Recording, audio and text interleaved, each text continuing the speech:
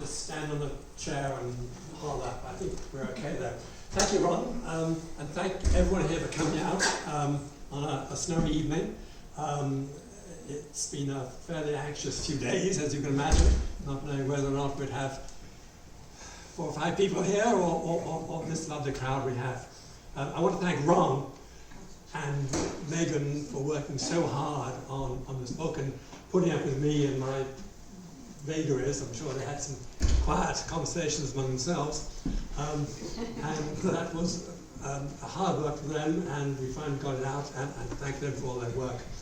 I want to thank Julia Cochran too. I'm not sure she's here tonight, but she did the design work for the book, which is amazing. I think the fact that it looks so nice is largely, thank you, largely due to her. Morgan Hyde made the maps. He's from the north. I want also just to thank Ron and Veronica, because for 30 years they've been producing these books, and in this type of market that we have today, where so many small booksellers are being sucked into the big majors, they've done an amazing job, and I think they deserve full credit for that. And this was recognized, in fact, in 2014, when Ron was given the Jim Douglas Publisher of the Year Award for VC, and I think that's a great achievement. So thank you, Ron.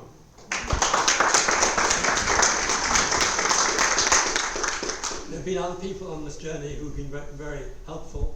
Carol Shabin, who, the author, who advised me to have fun, and Rowena Ray, a good editor with West Coast Editorial Associates, who did the first cut and made me wonder to myself if I've been having a bit too much fun.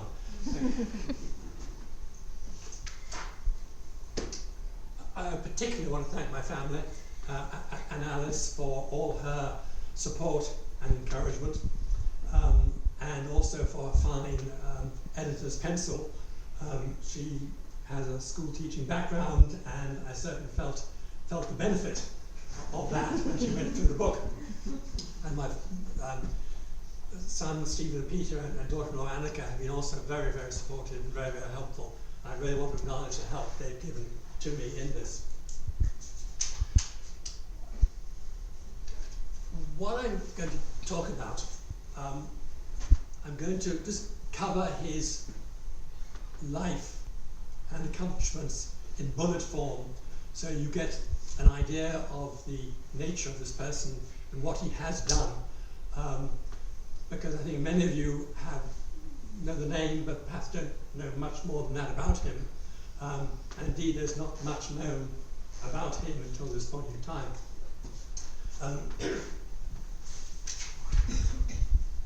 I'm not going to read too much from the book, because I find that most people's, with the best intentions in the world, most people's minds start to wander after maybe half a paragraph. Now, I'm going to start with the first paragraph of the book, just to get us going. And this is the first paragraph. The book starts thus. Horace Wrinch was born in the land of John Constable and died in the land of Emily Carr. The difference between the works of these two iconic landscape painters illustrates his life.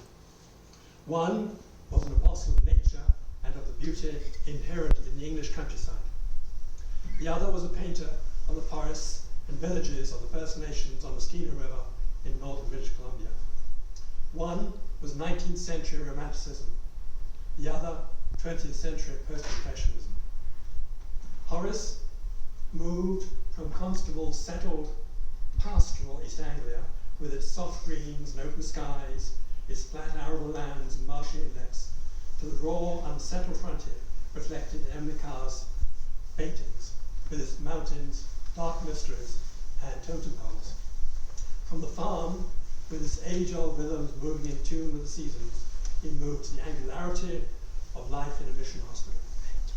From the land of Devon Vale and the hay wain and of open, light-filled skies, he moved to the dark forests of Gittermax and Kispiox, Kitwan Cool and Gitsigupla. Horace was born into the certainties and self-confidence of Victorian England. but lived and died amidst the changing moral landscapes and doubt of the 20th century. In East Anglia, he was in the settled middle. On the Skeena River, he was on the frontier. John Constable, it has been said, was attempting not only to paint the scenery he saw around him, but also to use landscape painting as a means of conveying ideas about morality and intellectual truth. Horace Wrinch, farmer, medical missionary, hospital builder, community leader, and progressive politician, lived a life dedicated to his own conceptions of truth and morality. His motivation was religion, his execution, medicine.